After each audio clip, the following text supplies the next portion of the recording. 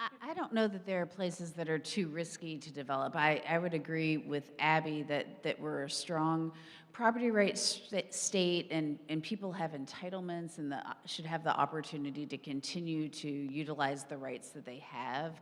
Our plans allow for them to have the density or intensity of development that they have allowed. What we have recommended in our plan that's going to be going to City Council later this month, we'll see what they decide to do with it, is that we should be directing future growth and increases in density away from what we call the coastal high hazard area. And that is essentially the first evacuation zone and the most vulnerable area. And that we shouldn't be allowing additional increases in density, either through density bonuses or amendments to our comprehensive plan that increase density. So adding any more population growth to that area because of its vulnerability.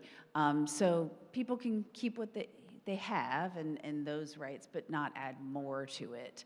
But I don't know that I would ever go so far as saying we should retreat from somewhere.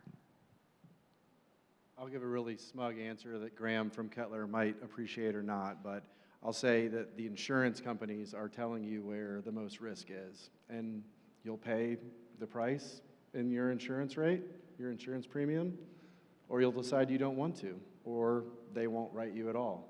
But I think that, you know, GasWorks or any other project that we're working on, that is a real factor. We want to figure out how to build better, to do things in the right locations, to mitigate any sort of impact to a project based on what we think is going to happen, to reduce the cost of insurance, because that's a factor in any development deal.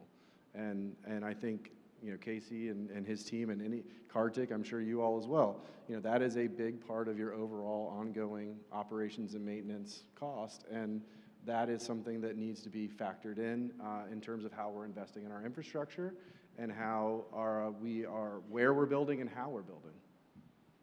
You're right. That's one of the first questions that we get from our builders. Hey, will our future homeowners have to pay a flood insurance premium, or did you raise the home high enough that you don't have to?